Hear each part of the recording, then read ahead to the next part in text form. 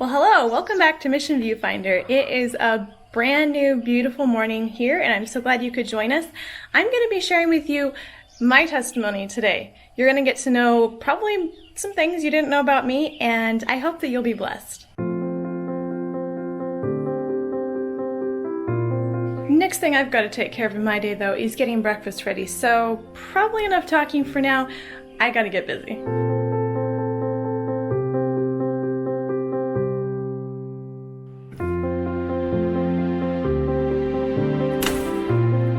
So breakfast is almost done cooking. There's a couple of things still on the stove, but for our salad, these little greens are going to be our salad greens. This is a plant that some friends of ours gave us, and the greens are great in salad.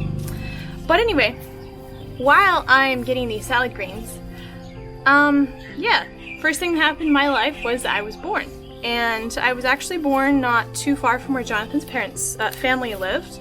We were only like just under 4 hours away, but didn't really know each other until, I think our families might have met once when we were little, but we didn't really get to know each other until we were like 15. But yeah, I was born exactly 6 months after Jonathan to a family with one older sister.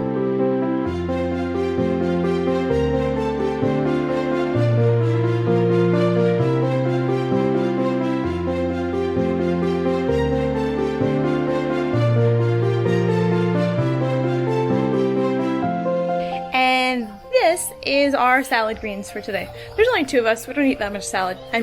We do, but we don't eat that much greens, so here they are. So if you'll pardon me while I wash some dishes. We done ate our breakfast already, but a little bit more about my upbringing. I was homeschooled from kindergarten all the way through 10th grade, and I didn't do 11th and 12th grade. That's another story. We'll get there. But I'm very thankful for that upbringing.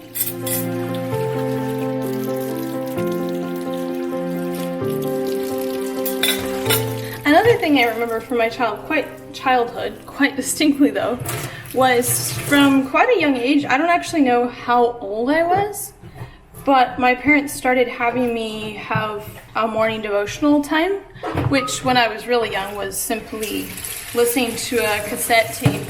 I know that dates me. Not really. Cassette tape with like a scripture song recording and kids reading the Bible. And that was really good. It was simple, it was short, but I guess you could say it really got me into the routine of having that morning devotional time. And I must say, there were many times in my life when it would be like we got a late start on the day, so I didn't have my devotions before worship and before breakfast. And so my mom would ask me, "Did you have your devotions yet?" And I'd be like, "No." I wanted to just get on with the day. But we were, it was made pretty clear you do that first, and then you can do other stuff. And while I didn't necessarily learn to love it for the first few years of my life, that created a habit of making God first in my day and a priority in my life that has really stuck with me and made it a whole lot easier.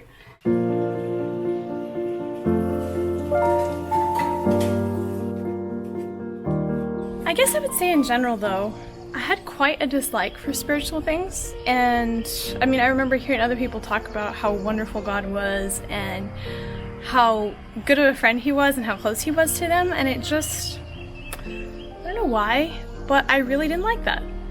And God had a lot of work to do in my heart. But there came a point when I got this very strong conviction that I should be baptized. And I still really didn't like to talk about spiritual things very much. It was I was kind of closed about it, like to other people. But deep down in my heart, I knew I wanted to follow God.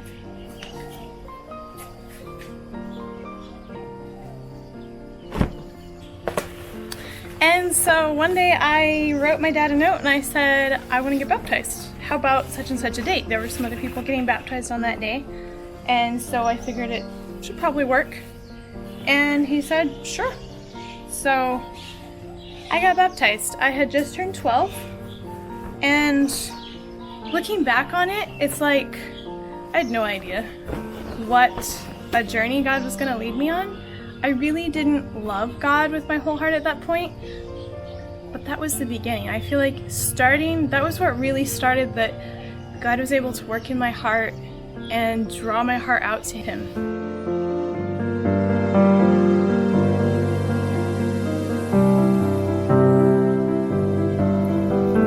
So over the years, my family went to 2 or 3 different churches, well, especially a couple churches, I guess, that really enjoyed having young people involved, and they gave us responsibility. And yeah, as a young person, I absolutely love that. I love to be able to help. I love to be trusted and given practical things that I could do to help, and it really drew me into the church family. And the next, probably most significant thing that happened in my life that really impacted my spiritual walk was my family's call to the mission field. And that was actually, it's an interesting story, just kind of so you know a little bit of the backstory here. There was a family that came to our church and gave a mission report. And when they gave that mission report, I was like, wow, like, I want to go. I want to be a part of this. Like, there's so much need. And it sounds like, you know, it would just be a grand adventure, like, so much fun, so different. And to make a long story short, I really followed all of their updates and everything, as well as the updates of another missionary in the field over here. And a year later, they came back and they actually asked my family if we would come over. Now, I had been thinking, you know, I'll probably just need to finish high school and then go to school and like get some medical training or something, and then I could come over by myself. But it was a real surprise to me, a pleasant surprise though, that we got to come over as a family, and I got to come when I was a lot younger. I got to come a lot sooner than I expected. So that is actually why I only finished 10th grade, because I finished homeschooling as a 10th grader, got my GED, and we left the States a few months later.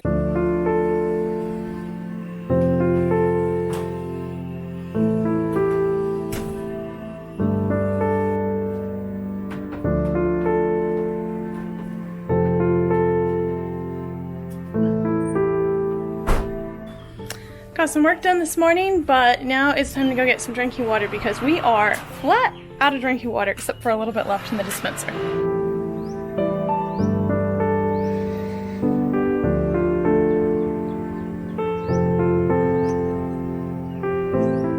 So yeah, like I said, I thought this was going to be just a big old grand adventure, and I was going to do a lot of great things. I was going to be such a benefit, such a help to the work here, and I really had a lot of high expectations and dreams. Reality, on the other hand, was a little bit different. We actually arrived here in the country. It was hot and humid and just not what I had fantasized in my head. And then when we got to the school where we were going to be working, it was so different. And as an introvert, a shy introvert, I really wanted to just go hide. Like, I didn't feel like getting out and working with the students. I didn't feel like interacting with them very much.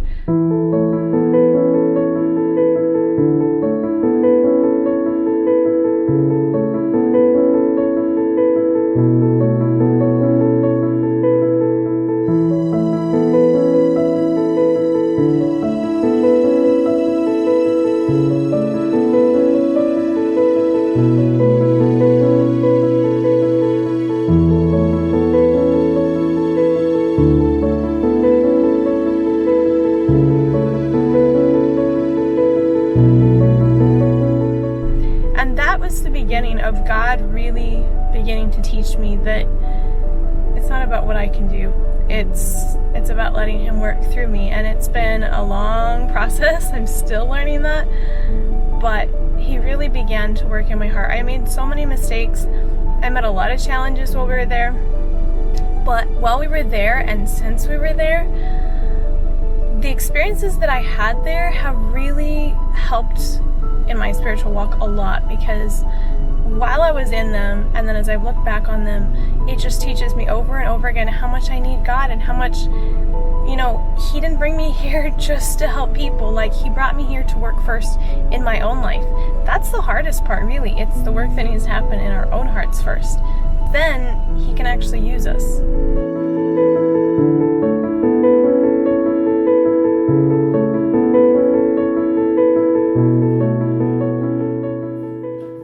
You know, I have to say, I think the biggest miracle that God has been doing and is doing in my life is giving me a heart to want to really put aside the world and be ready for Jesus to come. I remember when I was very young having thoughts about the end times and just feeling like it's going to be so scary, and then feeling like that's just, you know, what's the joy in a life that's, you know, so focused on getting ready for Jesus to come. Like, I used to think, boy, I hope Jesus doesn't come in my lifetime or until I'm really old. You know, I want to be able to get married first, and I want to have kids, and I want to have a family, and I want to do all this stuff before Jesus comes. But it's like, now I just want Jesus to come. There's so much suffering. There's so much just corruption in this world. And I think that's really one of the biggest things that has actually brought me to the point of realizing life on this earth is not it. This is just a moment in eternity that we're here for. And this is really not a cool place to want to spend the rest of your life. I just want Jesus to come.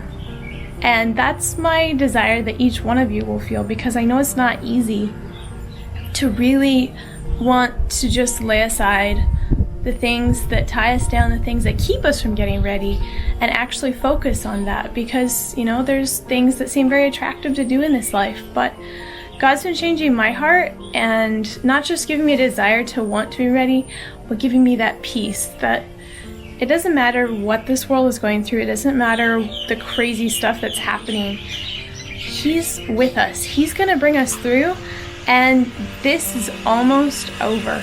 This world's history is almost over. Like, it's not going to be long, and Jesus is going to come. So we have a lot to look forward to. This world's a mess, but we have the hope of something so much better, and that's what we have to share with people.